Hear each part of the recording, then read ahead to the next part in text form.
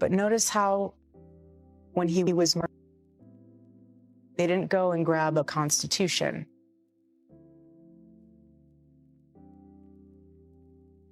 They grabbed a Bible.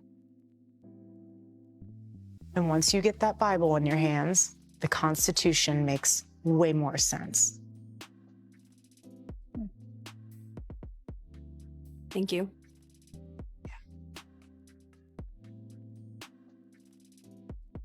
Charlie Kirk's family was suddenly at the center of a surprising legal battle, and it completely changed the public image of a united family. In an emergency court decision, Charlie's parents asked that Erika Kirk be removed as guardian of Charlie's young daughter, the child he left behind. What many people saw as a grieving widow carrying on her husband's legacy suddenly became part of a much more complicated family dispute, raising new questions for the public. Podcast, I have a We Are the They member, a good friend of mine, the man that did my Zen garden, but also the guy that was hired to pave over Charlie Kirk's scene. So we got a very fascinating human being, Mr. Dan Merrill. Dude, good to have you on the show. Yeah, thanks, brother. Let's just kind of cover this Charlie Kirk stuff first. Okay. And then I want to kind of get into more of your story and some other stuff like that. One of the reasons I wanted to have you on the podcast, it's just fascinating. That was probably one of the 3 or 4 most impactful moments of our lives as far as, a national event goes. And you got thrust right into the middle of it. Yeah. So what exactly was your role? What happened? How did that all come about for you to be the person they called? I mean, I think, one of the reasons I wanted to have you on, you haven't really told your story, but you've been getting a lot of threats and people that think you're part of the conspiracy. And I just wanted to kind of really get into how that all happened for you. Sure. Well, so interestingly enough, I came and met with you about your Zen garden. That was right when it happened. I was on my way back to my shop in Provo, and I saw 6 different precincts flying past me in the commuter lane. As Erika stepped into a leadership role, made public appearances, and took on major responsibilities within Turning Point USA, Charlie's parents were reportedly focused on what they believed was in their granddaughter's best interests. When the court ruling became public, the family's private disagreement was suddenly out in the open, and people everywhere started asking the same question. What led Charlie's own parents to ask the court to remove Erika as guardian? I'd like to be useful, where I can be help, So I texted the guy, I said, look, I don't work on Sundays. My guys don't work on Sundays. I'm happy to call you on Monday. What's a paver emergency? So he sends me pictures of right where Charlie was murdered. And he says, we need to put pavers in this place. So I called him, and the guy seemed like a genuine good dude. He says, look, we don't have a whole lot of answers. We're told by, people above us that we've got to put pavers in, today and tomorrow. It needs to be in by Monday. And we've never done pavers. We've never installed them, and we want to make sure we do it right. And he says, would you come help? I said, 100%. So I went and got my trailer. I started calling my guys, and none of my guys answered. And so I started calling my other guys, my brothers. And then I called another, so I put together this ragtag team. According to court records, a December ruling temporarily granted custody to Charlie's parents, while the court considered concerns related to the child's well-being and Erika's demanding leadership responsibilities. The tension seemed to be growing long before the court stepped in. Courtyard where it all happened, it's now open to the public again. There's lots of people coming here, placing flowers, cards, things like that. The university is already making some changes. They're replacing the grass where Charlie Kirk was speaking with pavers. And there are several petitions online asking the school to make this into a permanent memorial. During Charlie's memorial service, his parents sat quietly as they mourned the loss of their loved one. His sister, Mary Kirk, also caught the attention of many viewers. Photos and videos from the service sparked online discussion, with some people saying she appeared uncomfortable when looking toward Erika. Those moments led to plenty of speculation, making it seem like the family's emotions were difficult to keep out of the public eye. While Erika continued making public appearances and taking on major responsibilities within the organization, other members of the family appeared to stay focused on grieving in private. That sharp contrast quickly became a major topic of conversation online. As the legal dispute gained attention, more claims about events following Charlie's death began spreading across social media. However, many of those claims have not been independently verified and should be viewed with caution. And as far as why Erika is lying and covering for Dan Flood, we're gonna need to get to the bottom of that. These are not little lies, these are huge lies. These are big lies. She's covering up for bad people, and it doesn't make any sense. She's welcoming bad people into the foray of Turning Point USA for money. I don't like it. I don't like it at all. Since his assassination, it's also awakened a sleeping giant. Charlie Kirk's mission and his Turning Point movement have seen tremendous support. Newsweek reports more than $6 million have poured in so far to honor Kirk and his family across various fundraising platforms. Plus, 4 of Charlie Kirk's books have rocketed up the bestseller list on Amazon. One of them, Stop in the Name of God, Why Honoring the Sabbath Will Transform Your Life, won't be released until December, but is already number 2 on the list. Also, the producer for the Charlie Kirk Show announced Turning Point has received over 32,000 inquiries to start new campus chapters. Turning Point currently has 900 official college chapters and around 1,200 high school chapters, with a presence on 3,500 total. Charlie's vision to have a Club America chapter in every high school in America, which is around 23,000, will come true much faster than he could have ever possibly imagined. Dan Merrill was barely mentioned during most of the public conversation. As discussions about Charlie Kirk's death continued, the spotlight stayed on the bigger questions, the well-known public figures, and the growing debate surrounding the events. Dan, however, said he saw himself as nothing more than the contractor hired to complete a job. According to his public statements, when the project was first offered to him, it didn't seem out of the ordinary. Construction work happens every day, and working under tight deadlines is a normal part of the business. At the time, he said he had no reason to think this project would attract nationwide attention. Months later, that changed in a big way. After Dan spoke publicly about the project's timeline, many viewers started looking at the situation from a different perspective. Instead of viewing it as just another construction job, some people began focusing on the order of events and how quickly everything appeared to happen. Others shared the opinion that the location should have remained as a lasting memorial to Charlie, while many people disagreed and believed a different approach was appropriate. As public attention continued to grow, the timing of the changes made to the location became a major point of debate. Some commentators questioned how quickly the work was completed, while others argued there were practical reasons for moving ahead without delay. Reports and online discussions also claimed Charlie's parents became concerned about decisions made in the days after his death. However, the details behind those claims, along with the reasons for those concerns, remain disputed and have not been fully established. Everyone is asking why I even went to the White House Correspondents' Dinner, and it was because many of the journalists in that room have attempted to dehumanize me, and I wanted to meet some of them face to face, quite frankly. Why have a conversation about me when you can have a conversation with me? So, for example, a journalist from the Daily Mail came up to me. She introduced herself, and she was very gracious. She was saying, "You look so beautiful. I'm so sorry for your loss." Supporters and critics offered completely different views of what happened next. During later legal proceedings, questions were raised about how certain responsibilities were being handled after Charlie's death.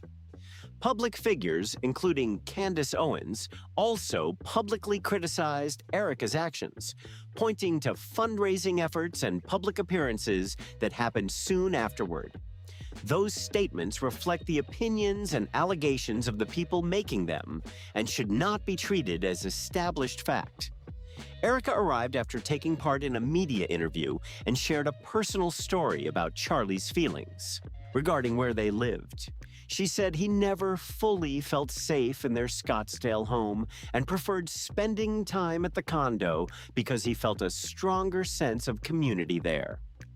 The timing of those comments, along with the way they were delivered, sparked mixed reactions among people in attendance and quickly became a topic of discussion. Audio recordings described online as leaked staff meeting conversations were claimed by some commentators to include discussions about memorial-related merchandise sales. According to those reports, Erika was said to have spoken enthusiastically as sales increased, while she later stated that her actions were meant to honor her husband. Those descriptions have been publicly disputed, and the claims surrounding the recordings remain contested. They should not be treated as established fact. Public reactions focused on the clear contrast in how different members of Charlie's family appeared to respond after his death. While Charlie's parents mostly stayed out of the public spotlight, Erika continued making public appearances and handling leadership responsibilities within the organization. I never went on shows to talk about myself at all, actually. And that's why really everyone wrote my story before I could even tell the correct version. But I went and honored my husband with all of his obligations that he had set. And I wanted to honor him in that way. And, you know, everyone will scrutinize and analyze and they'll do all of that stuff until they're actually in the position of that person. And it's so easy to analyze someone when you really don't even know them or understand them. I don't have to explain myself. I mean, all that matters is when I come home, my baby's running into my arms. That difference in approach quickly became a major topic of debate, with supporters and critics drawing very different conclusions from the same series of events. Online discussions also brought renewed attention to claims about Erika's past relationships and interactions.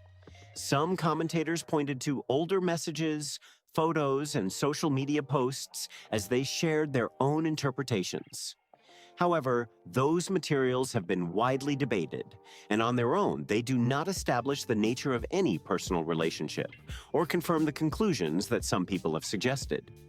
Some commentators argued that these past interactions, along with resurfaced casting tapes that showed a more outgoing and media-focused side of Erika, created an image they felt was different from the more disciplined public persona she later presented. There you go. Oh, look at all the thumbs up. Look how cute that is. Sorry, it's just a little bit more informal than probably Charlie would be reacting. How sweet. I didn't know they could do that. I hate Zoom. I never like Zoom. Sorry, you guys. I just wanted to say first and foremost, my heart obviously is broken for you guys as much as it is for our family. You guys lost not only a boss, but someone that you looked up to, someone that you believed in his mission, that you also that you loved. You loved listening to his show. You loved hearing his wisdom on things. I'm sure some of you have also had very personal moments of where you sat down. Others, however, saw those same materials very differently, arguing they were open to interpretation and did not prove any broader conclusion about her character or intentions. According to public reports, Charlie's parents believed several matters deserved closer review as they asked the court to make decisions they felt were in their granddaughter's best interests. Court filings and public statements reflected disagreements over judgment, priorities, and plans for the child's future. Although everyone involved has shared different accounts of what happened, those differing perspectives became a major focus as the legal dispute gained more public attention. Public discussion also expanded to Erika's past charitable work, including questions raised by some commentators about the structure and oversight of a project in Romania. February 13th, 2014, Jillian replied to one of Erika's tweets by saying, @Erika Fransby, gorgeous as always. A few hours later, she then tweeted, why did @Erika Fransby just send me this? Laughing emojis, and there is a photo which says, this Valentine's Day, I am going to touch your butt. Jillian posted this tweet on March 6, 2014. So Erika says, let me call you, hold on sweetheart, give me a wow. And then Jillian says, okay, and puts laughing emojis. Erika then says, those claims have been publicly debated and remain disputed, so they should not be treated as established fact. As the legal proceedings continued, Charlie's parents sought responsibility for their granddaughter, while Erika continued leading Turning Point USA and making public appearances, bringing even more attention to the ongoing disagreement over Charlie's legacy and family responsibilities. The emergency court order reflected a temporary decision based on the information available at that stage of the case. Public reports said questions were raised about the child's care and whether Erika's demanding professional responsibilities could affect those responsibilities. At the same time, the legal process involved competing claims from both sides, not final conclusions. The court's temporary ruling did not settle every issue or decide the overall dispute, leaving many important questions for later proceedings. The court's decision quickly sparked strong reactions across social media. Some people defended Erika, saying she was balancing extraordinary responsibilities during an incredibly difficult time. Sex too, but not from you, LOL. Holy laughing emoji.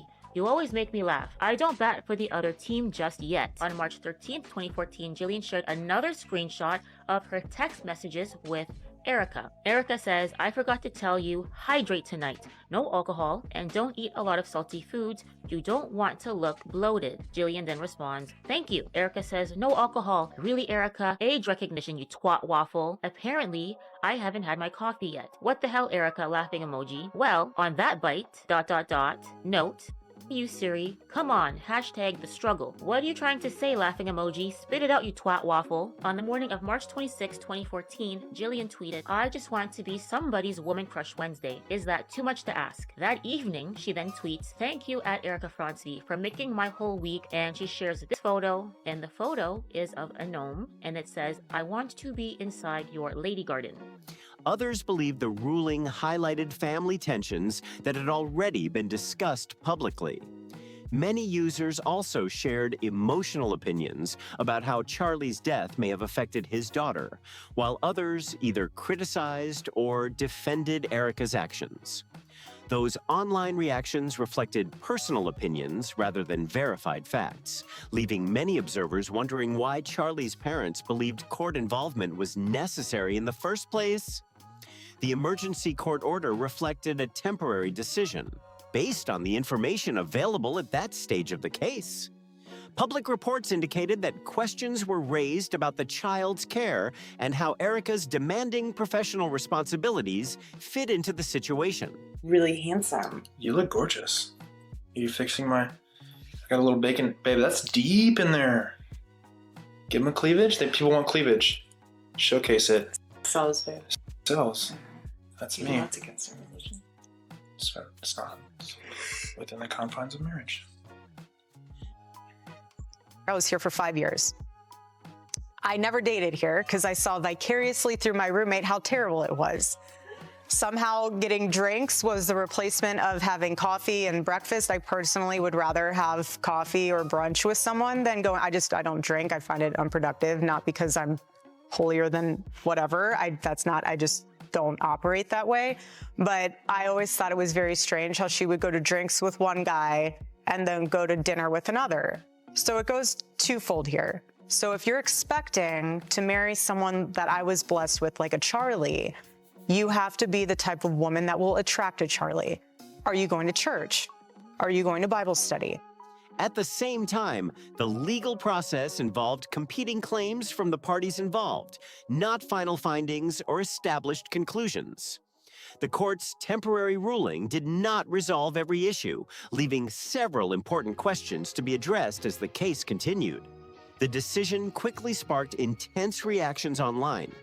Some people defended Erika, saying she was carrying enormous responsibilities during an incredibly difficult period.